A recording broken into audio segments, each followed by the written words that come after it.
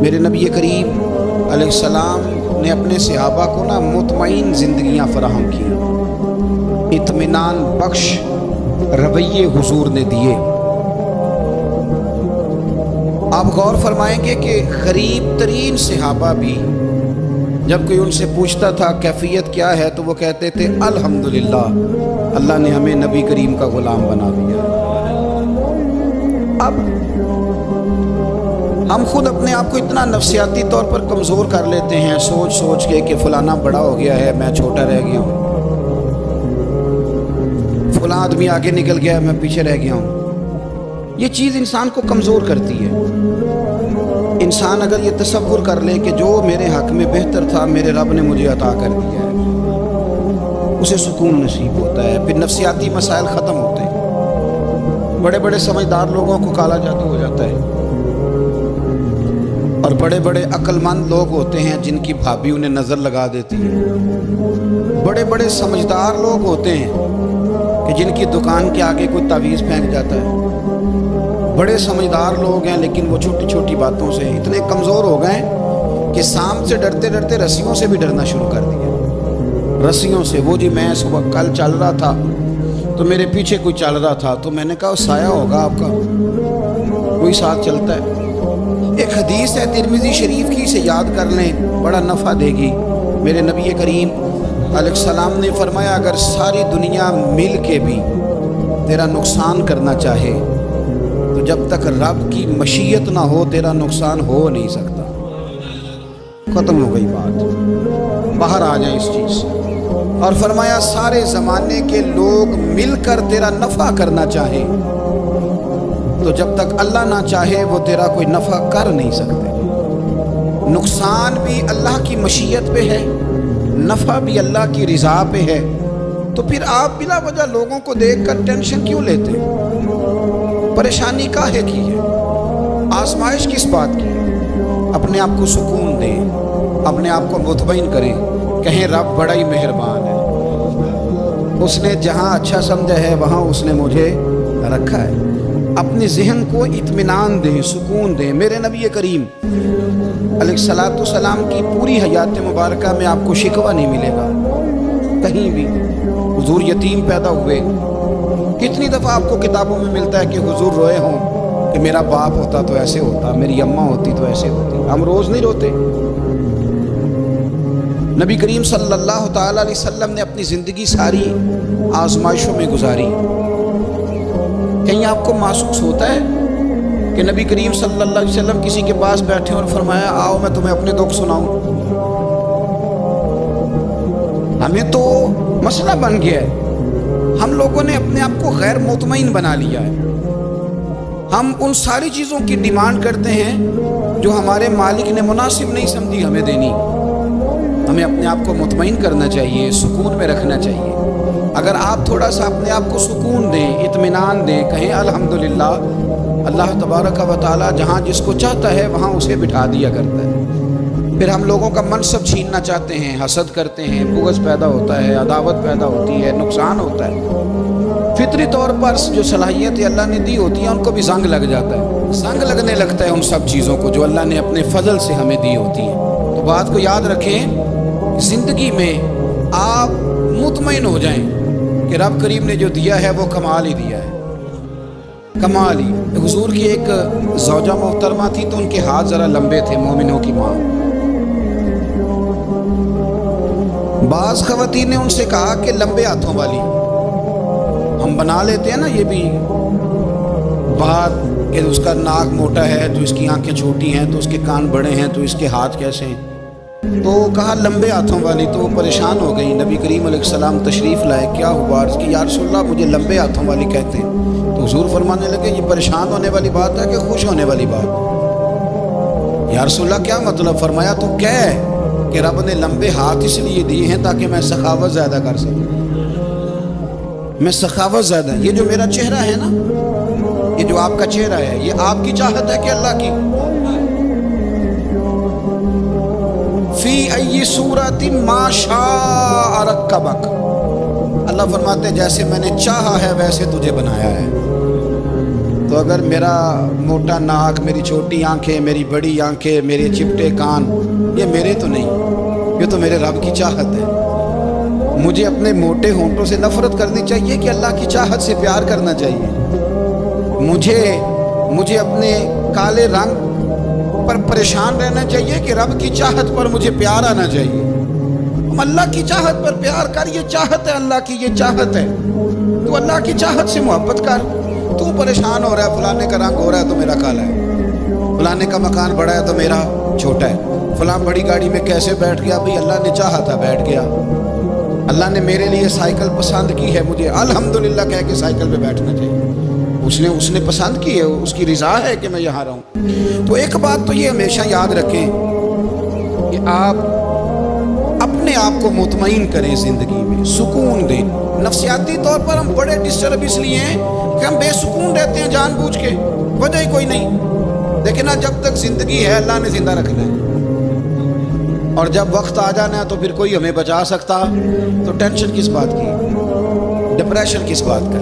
ایک بات۔ دوسری بات یہ کہ دوسروں کی نفسیات کا بھی تھوڑا تھوڑا خیال کریں۔ ہم پتہ کیا چاہتے ہیں؟ سارے میرے مطابق چلیں، پھر نفسیاتی مسائل پیدا ہوتے ہیں۔ میرے ساتھ اگر 100 بندہ پیار کرتا ہے تو ان کے مطالبے الگ الگ ہیں۔ کوئی کہتا ہے جناب کو پیار ہی کرنا چاہیے، ہر ایک سے مسکرا کے ملنا چاہیے۔ کوئی کہتا ہے حضرت صاحب اتنا بھی پیار کریں تو لوگ نگل جاتے ہیں، تھوڑی ڈنڈی پٹی بھی ہونی چاہیے۔ دونوں قسم کے لوگ ہیں نا جی۔ ایک وہ شخص ہے جو کہتا ہے اتنا بڑا مجمع ہے تو 2 سیکیورٹی گارڈ بھی ہونے چاہیے۔ تیسرا کہتا ہے جی عجیب عجیب لگتا ہے، گارڈ رکھے ہوں کسی بندے نے، کسی بڑے آدمی۔ تو یہ ہر بندے کا مطالبہ۔ اب آپ نے کیا کرنا ہے؟ آپ نے لوگوں کی مزاج کی رعایت کرنی ہے۔ جہاں تک آپ پیار کر سکیں آپ نے کرنا ہے، جہاں تک محبت کر سکیں آپ نے محبت۔ نبی پاک نا بچوں کے مزاج کا خیال کرتے، چھوٹے بچوں، حضور پاس سے گزرتے تو فرماتے السلام علیکم۔ ایک بچے نے نا حضور کے کپڑوں پر پیشاب کر دیا تھا، اس کی ماں پریشان ہو گئی، بخاری ہے۔ یا رسول اللہ وہ بچہ تھا پتہ نہیں چلا، تو نبی پاک فرمانے لگے کیا ہو گیا؟ وہ بچہ ہے، اللہ نے پانی پیدا کیا نا، ابھی اس پہ پانی بہائیں گے سب ٹھیک ہو جائے گا۔ وہ بچہ ہے، لیکن حاجی صاحب گھر میں بگڑ جاتے ہیں، پوتا اگر پیشاب کرتے ہیں کہتے ہیں میں نماز پڑھنی ہوتی، بگڑ جاتے ہیں۔ پیر صاحب بگڑ جاتے ہیں اس بات پہ، علامہ صاحب بگڑ جاتے ہیں، سیٹھ صاحب کہتے ہیں پتہ ہی نہیں بچے نے پیشاب کر دیا ہے۔ حضور نے فرمایا کہ بچہ بچہ ہوتا ہے، وہ چھوٹا ہے، اس کا ایک مزاج ہے، اس کا ایک مطالبہ ہے۔ اب آپ یہ کہیں کہ وہ بڑا مجھے پاک صاف سمجھتا ہے تو اس رویے سے میرے ساتھ وہ ملاقات کرے، آپ اس کے مزاج کی رعایت کریں گے۔ نبی کریم کے غلام کے بیٹے ہیں حضرت اسامہ بن زید، نواسوں کی بات نہیں سنا رہا، زید بن حارثہ حضور کے غلام تھے، ان کے بیٹے ہیں، چھوٹی عمر تھی، ناک بہ رہا تھا۔ ویسے دادا جی ناک صاف کر دیتے ہیں پوتے کا، ہو سکتا ہے وہ ڈانٹ دے کہ چل دوڑ جا کتنا گندا، اماں سے کہا تیرا ناک صاف کرے، چل نلائق، نانا بھی کہا چل بھاگ جا، کیونکہ وہ حاجی صاحب نے وضو کرنا ہے، نماز پڑھنی ہے، تو ان کے قریب یہ چیز آگے تو بڑا مسئلہ بن جائے گا۔ نبی کریم صلی اللہ علیہ وسلم نے کہا عائشہ اسامہ کی ناک بہ رہی ہے صاف کر دو۔ حضرت عائشہ کہتی ہے میں ذرا اٹھی کو کپڑا دیکھ لو تو حضور جلدی سے اٹھے۔ ایک روایت تو یہ ہے کہ حضور نے ناک پوچھ دیا، اور دوسری میں کہ نبی پاک قریب پہنچ گئے۔ جناب عائشہ کہتے ہیں میں نے ہاتھ پکڑ لیا، میں نے کہا حضور کپڑا لینے گئی تھی آ گئی، کہتے میں نے اپنے ہاتھوں سے ان کی ناک صاف کر دی، ریٹ صاف کر دیا۔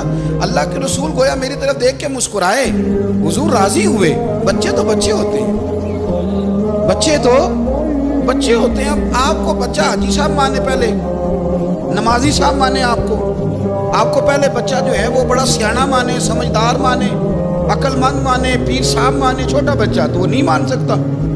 آپ اس کی نفسیات کے مطابق اس کے ساتھ چلیں۔ آپ رویہ وہ رکھیں کہ وہ بچہ ہے، وہ چھوٹا ہے، اس حضور بچوں کے پاس سے گزرتے تھے تو انہیں سلام کہتے تھے۔ آپ بھی کہتے ہیں، آج سے کہیں گے، حضور گزرتے چھوٹے کہتے السلام علیکم۔ اور نبی پاک صلی اللہ علیہ وسلم کبھی کبھی نا بچے کھیل رہے ہوتے تو حضور بیٹھ جاتے، فرماتے یار میرے سینے سے تو لگو۔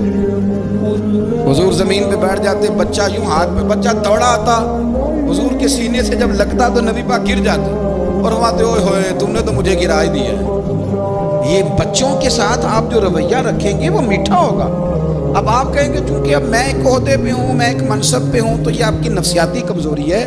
پھر کیا ہوتا ہے، بچوں کو ڈانٹ کے رکھا جاتا ہے، بے جا ڈانٹ ڈپٹ، بے جا سختی اور بے جا ان کے ساتھ رویے اور ان کے ساتھ بڑی عجیب و غریب قسم کی جو ہے وہ ہماری جو ہے وہ گھٹن گیپ آ جاتا ہے بچوں کے درمیان۔ بچے، میں کہا کرتا ہوں، پھر بچے ہمیں دکھ نہیں سناتے، وہ پھر غلط آدمی کو دوست بناتے ہیں، پھر اس غلط آدمی کو اپنی بات بتاتے ہیں، غلط آدمی رازدار بن جاتا ہے۔ آپ ان کی نفسیات کے مطابق ان سے پیار کریں، انہیں ٹائم دیں۔ آپ دیکھیں یہ کیا سوچتے ہیں، کیا کہتے ہیں، کس طرح کا ان کا رویہ ہے بچوں کے ساتھ۔ پھر نوجوان جب کوئی ہو جاتا ہے تو اس کی سوچیں جوان ہو جاتی ہیں۔ نوجوانوں سے معذرت کے ساتھ نبی پاک علیہ السلام نے نوجوانوں کی حکومت سے پناہ مانگی، نوجوانوں کی حکومت سے پناہ مانگی ہے، اس لیے کہ نوجوان بڑی جلدی پیار بھی کرتا ہے اور بڑی جلدی نفرت بھی کرتا ہے، سوچیں مضبوط نہیں ہوتی۔ نوجوان آدمی، جوان آدمی بکھری ہوئی سوچیں ہوتی ہیں۔ میرے رسول کریم صلی اللہ علیہ وسلم نوجوانوں سے ان کے مزاج کے مطابق ڈیل کرتے تھے، ان کی طبیعت کے مطابق ان کی ذہن سازی کرتے تھے۔ ہم نہ جوانوں کو وقت نہیں دیتے، ہم مطالبہ کرتے ہیں نوجوان سے کہ وہ ہے نوجوان، باتیں بوڑھوں والی کرے۔ اگر جوانی میں بوڑھوں والی باتیں کرے تو پھر تو شیخ سعدی کہتے ہیں سارے بوڑھے چھوڑ کے اس نوجوان کے پاس بیٹھو، اس کے پاس فیض زیادہ ہے۔ اگر ایسا ہو جائے، کیونکہ در جوانی توبہ کردن شیوائے پیغمبری، یہ تو اچھی بات، لیکن میرے عزیز اگر ایسا نہ ہو، ایسا ممکن نہ ہو، تو پھر نوجوان کو آپ اس کی طبیعت کے مطابق ڈیل کریں۔ آپ اس کی سوچ دیکھیں، اس کا رویہ دیکھیں، اس سے پیار کریں۔ نبی کریم علیہ السلام کے پاس ایک نوجوان داخل ہوا، اندر داخل ہوتے ہی اس نے فٹافٹ ایک بات کر دی، کہنے لگا یا رسول اللہ مجھے زنا کی اجازت دے دیں۔ میرے جذبات بہت پھٹک گئے، میں روک نہیں سکتا۔ ہمارے ہاں ہمارے گھر میں کوئی فون کرے تو ہم غیرت مند بن جاتے ہیں، میری غیرت کو گوارا نہیں کہ کوئی میرے گھر میں فون کرے، اور اگر میں کسی کے گھر میں فون کروں تو پھر غیرت کدھر گئی؟ پھر بھی آپ غیرت مند نہیں صاحب، پھر بھی آپ غیرت مند نہیں۔ اگر آپ کسی کے گھر فون کرتے ہیں تو آپ غیرت مند نہیں، تو یاد رکھیں اگر آپ یہ حرکت کر رہے ہیں تو پھر آپ کو بھی تھوڑا احساس ہونا چاہیے نا۔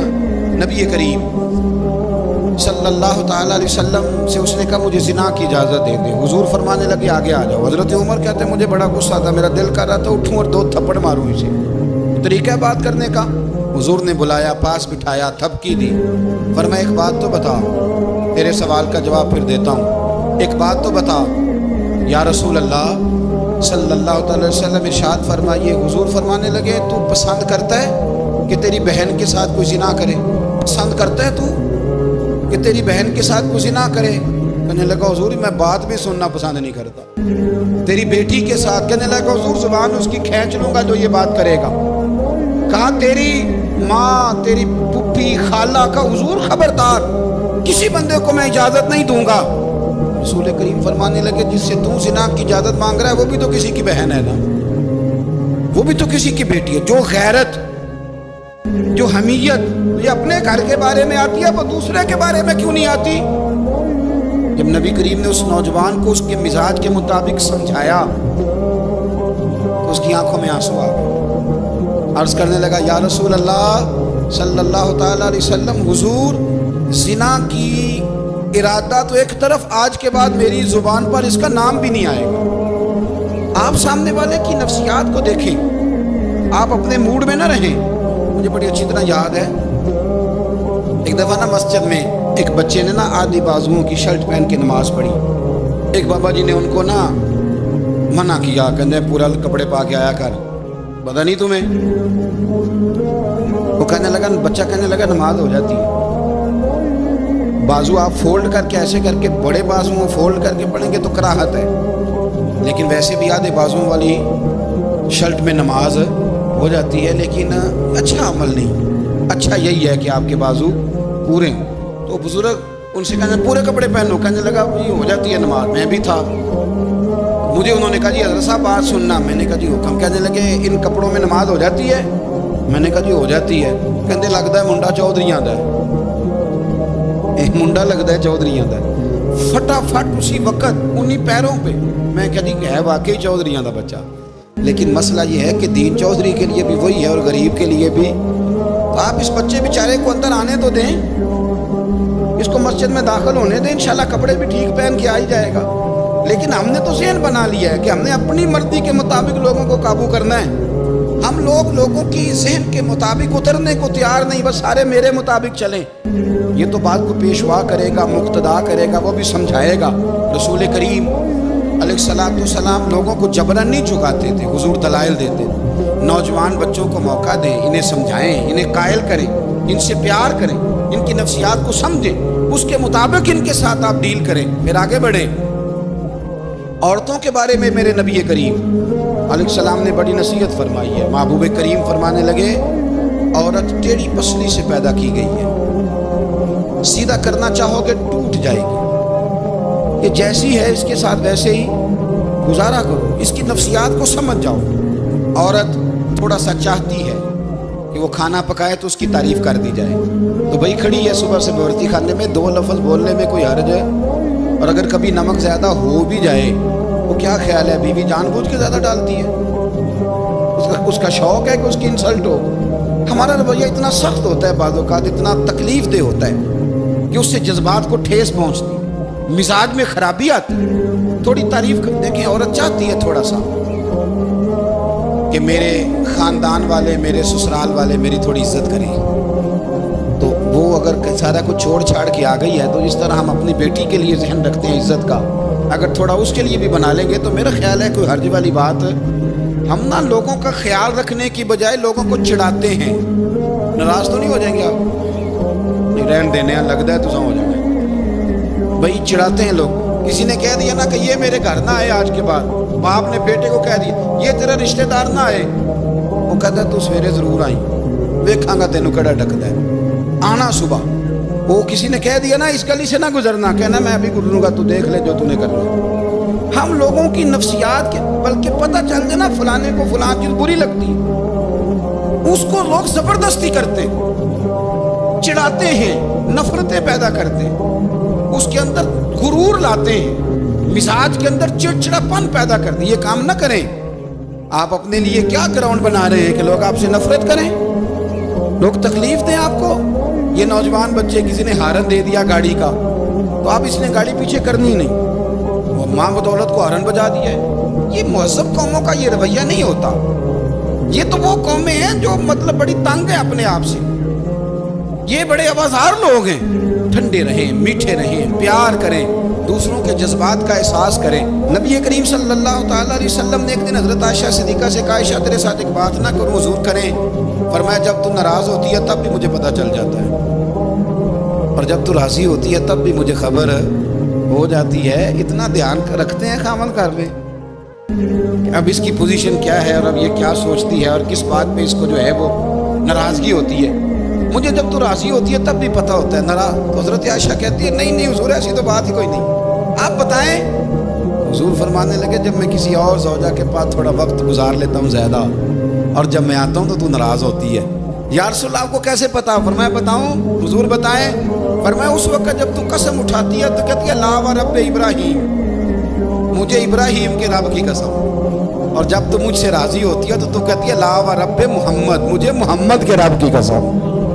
तो फिर हज़रत इब्राहीम का नाम ले लेके कि हज़रत आयशा कहने लगी महबूबा कुर्बान जाऊँ, बात बिल्कुल ठीक है, ऐसे ही है या रसूल अल्लाह, बिल्कुल बिल्कुल ऐसे ही है। जब थोड़ी खफगी होती है तो मैं ये काम, तो हुजूर तो लोगों के मिजाज का ख्याल करते थे, नबी करीम को तो पता होता था। लेकिन माँ बदौलत कहते हैं सारे मेरी मर्जी के मुताबिक चले। हाँ, मैंने ज़िंदगी में ये तजुर्बा भी किया है कि आप लोगों का ख्याल रखने लग जाते हैं तो लोग ख़राब भी हो जाते हैं, इसमें कोई शक नहीं। वो समझते हैं शायद मेरी ज़रूरत बड़ी है, ना ना ये बात नहीं भाई, बात कुछ और है। हुजूर रहमत लिल आलमीन है ना, तो काफिर है या मुनाफिक है, हुजूर की तो ड्यूटी है प्यार करना। लेकिन काफिर को तो चाहिए ना कलमा पढ़े, मुनाफिक को तो चाहिए ना मोमिन बने। ओ भाई मैंने कहा वो बुजुर्ग हैं, उनकी जिम्मेदारी ही प्यार करना है, वो जो भी जाएगा उससे। लेकिन तू बता तूने प्यार में से सीखा क्या है, लिया क्या है, तेरे ऊपर असर क्या है? پیار کرنا، شفقت کرنا اور ہے، یہ جملہ میرا یاد رکھنا، پیار کرنا کسی سے اور ہے اور اس سے راضی رہنا یہ بات اور ہے۔ کسی پر شفقت کرنا اور ہے اور اس بندے سے راضی رہنا، یہ آپ دیکھیں کہ وہ راضی ہے آپ سے کہ نہیں، کہ خالی پیار ہے، خالی شفقت ہے۔ شفقت تو مجبوری ہے، کرنی ہے۔ میرے عزیز یاد رکھیں، نبی کریم تھوڑا تھوڑا خیال کرتے، دیکھتے بندہ اس کے مزاج کے مطابق، دیہاتی آتا تو حضور اس کا بھی خیال کرتے۔ حضرت ظاہر دیہاتی تھے، وہ آتے تھے ترکاریاں لے کے گاؤں سے، نبی کریم صلی اللہ علیہ وسلم پیار کرتے تھے، وہ کئی دفعہ عجیب و غریب باتیں بھی کرتے تھے، حضور محبت سے پیش آتے تھے، طبیعت کا خیال کرتے، ان کے معاملات کو دیکھتے۔ میرے رسول پاک علیہ السلام تو دیکھتے کون شخص کس طرح کا ہے، کس رویے کا ہے، کس انداز کا ہے، اس کو اس کے مطابق عزت دیتے، وقار دیتے، نواز دیتے، اس شخص کا اس طرح کا اکرام کرتے۔ میرے نبی کریم صلی اللہ علیہ وسلم فرماتے ہیں، میں نے معراج کی رات میں نے جنت میں ایک محل دیکھا، میرا دل کیا میں اندر سے جا کے دیکھوں، پر اس کے دروازے کے قریب گیا تو عمر فاروق کا نام لکھا تھا۔ فرماتے ہیں میں نے کہا عمر ذرا طبیعت کا سخت ہے، اس نے کہنا ہے قانون یہ ہے کہ پہلے اجازت لو پھر کسی کے گھر جاؤ، چلو ہم نہیں جاتے، عمر سے پوچھ کے چلے جائیں گے، گھر جو عمر کا ہے۔ نہیں، آپ کو سمجھ آئی میری بات؟ یار نہیں سمجھے، جن کے قدموں کے صدقے گھر ملا ہے، اگر وہ یہ خیال کرتے ہیں کہ سامنے والے سے پوچھ لینا چاہیے، نہیں آپ نہیں سمجھے۔ او بھائی، جن کے برکت سے وہ مکان ملا ہے، اگر وہ مزاج کا اتنا خیال رکھتے ہیں تو پھر مزاج رسول کا بھی تو خیال ہونا چاہیے تھا۔ پھر مزاج سنو، پھر نبی کریم صلی اللہ علیہ وسلم واپس آئے، حضور نے بتایا وہ عمر تیرا مکان بڑا پسند ہے یار، میں اندر جانے لگا تھا، دروازے پہ حور بھی بیٹھی تھی، جانے لگا تھا اندر، تو وہ نا میں اس لیے نہیں گیا کہ عمر قانون کو بڑا پابند ہے، اس نے کہنا ہے کہ قانون تو اجازت لے کے جاؤ، حضرت عمر رو پڑے، عرض کرنے لگی حضور میں کہاں اور جنت کا مکان کہاں، مختصر سی میری کہانی ہے، یہ جو بھی ہے آپ کی مہربانی ہے۔ تو حضرت عمر رو پڑے، لیکن میرے رسول کریم صلی اللہ علیہ وسلم اب اتنا حضور خیال کرتے تو جناب عمر پتہ کون تھے؟ جرت نہیں تھی کسی مائی کے لال کی عمر کے سامنے کھڑا ہو سکے، ہاں جس کے سامنے شیطان نہ ٹھہر سکے، نکل جاتا ہے شیطان بھی۔ لیکن صحابہ کہتے ہیں جب کبھی حضور کے چہرے پہ شکن آتی تو اتنا وجود ہم نے کسی کا کامتے نہیں دیکھا جتنا عمر کانپا کرتے تھے، کب کبھی تاری ہوتی تھی، وہ دلیر میں کہیں اور ہوں، یہاں تو میں غلام ہوں، یہاں تو میں نوکر ہوں، دعا منگیا کرو سنگیوں کتے مرشد نہ روس جائے، رو پڑتے۔ اور طریقہ کیا ہوتا؟ زمین پہ کونیاں رکھ کے نا، کونیاں گھٹنے، اب میں آپ کو کر کے کیسے دکھاؤں، حدیث صحیح میں موجود، یہ کونیاں زمین پہ رکھ کے نا، جیسے بچے نہیں چلتے، کونیاں دونوں زمین پہ حضرت عمر رکھ دیتے اور یوں کونیاں رکھ کے تو یوں ہاتھ باندھ دیتے حضور کے سامنے، نیچے کونیاں اور ہاتھ باندھتے اور پھر روتے جب حضور ناراض ہوتے، تو کسی اور سے ناراض ہے نبی پاک، عمر سے نہیں، تو یوں دونوں ہاتھ بچھا دیتے، یوں ہاتھ باندھتے اور کہتے رضیت باللہ ربا وبالاسلام دینا ونبینا محمد صلی اللہ علیہ وسلم، یا رسول اللہ میں بڑا راضی ہوں کہ اللہ میرا رب ہے، حضور میں بڑا راضی ہوں، حضور میں بڑا راضی ہوں کہ اسلام میرا دین ہے، و محمد نبیم و رسولہ، اور میں بڑا راضی ہوں کہ اللہ نے محمد کو نبی اور رسول بنایا، حضور بڑا راضی ہوں، مہربانی فرما، بڑا راضی ہوں۔ یہاں پیر سید علی حسین شاہ صاحب اشرفی رحمۃ اللہ علیہ کچوشا شریف کے بزرگ تھے، اور شان یہ تھی کہ چہرہ غوث پاک سے ملتا تھا، وہ تھوڑا سما کے قائل تھے، سما کے یعنی وہ والا سما نہیں جو اب ڈھول ڈمکے کے ساتھ ہوتا ہے، کچھ اس میں اشعار پڑے جاتے تھے، اور بعض ایسے شعر تھے جن پر بعض بزرگ کہتے تھے نہیں ہونے چاہیے، یہ رائے کا اختلاف۔ ان کے یہاں ایک خلیفہ تھے سید ابو البرکات شاہ صاحب، مفتی اعظم پاکستان، وہ خلیفہ ہیں لیکن بڑے عالم تھے۔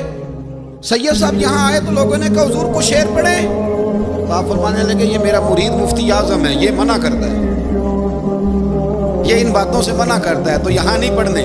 لوگوں نے کہا حضور مرید کی بھی ماننی ہے، میں نرا مرید نہیں، مفتی بھی تو ہے نا، قرآن و سنت کی روشنی میں منع کرتا ہے۔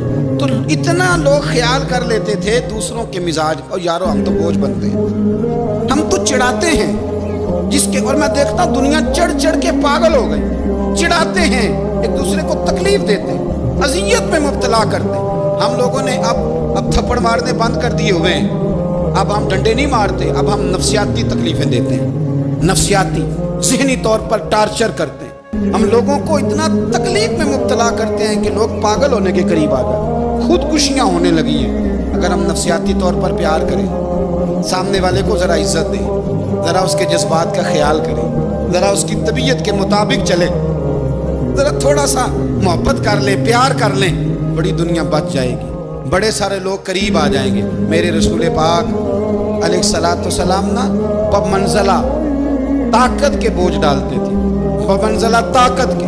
حضور نام لے کے بھی کہہ سکتے تھے عبد الرحمن تو مالدار ہے، دے اتنے پیسے جہاد میں، عمر تو مالدار ہے، دے پیسے، عثمان غنی دے، یہ نہیں حضور نے کبھی فرما، اعلان کر دیا بھئی جہاد کا موقع ہے، اپنا اپنا حصہ ڈالو۔ حضور کسی شخص پر کوئی بوجھ، اپنے آپ کو بوجھ نہ بنائیں۔ اسلام نفسیاتی مسائل کا حل بتاتا ہے کہ آپ پیار کریں۔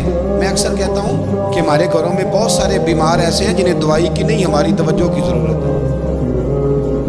بہت سارے بیمار اس قسم کے ہیں جنہیں صرف آپ کی مسکراہٹ کی ضرورت ہے، جنہیں صرف آپ کا دھیان رکھنے کی ضرورت ہے۔ آپ تھوڑا دھیان کریں، تھوڑا پیار کریں۔ اگر آپ کو لگتا ہے نا کہ سامنے والے کے مکان کے آگے کوڑا پھینکنے سے اس کو ذہنی اذیت ہوتی ہے، تو خدا را آپ کو پتہ ہے مسلمان خوش ہو جائے تو اللہ بھی خوش ہو جاتا ہے۔ اور حضور فرماتے ہیں مسلمان کو تکلیف ہو تو مجھے بھی تکلیف ہوتی ہے۔ اس لیے ایک تو اپنے آپ کو خود مطمئن کریں، دوسروں سے مطالبہ نہ کریں، اور آپ کوشش کریں دوسروں کے مزاج کے مطابق، ان کی طبیعت کے مطابق، آپ شرعی تقاضوں کے اندر رہ کے آپ کوشش کریں کہ سامنے والا ہماری وجہ سے چڑے نہ، اسے اذیت نہ پہنچے، اسے تکلیف نہ ہو، ہمیشہ مدحت خیر الانام میں گزرے۔ دعا ہے یہ عمر درود و سلام۔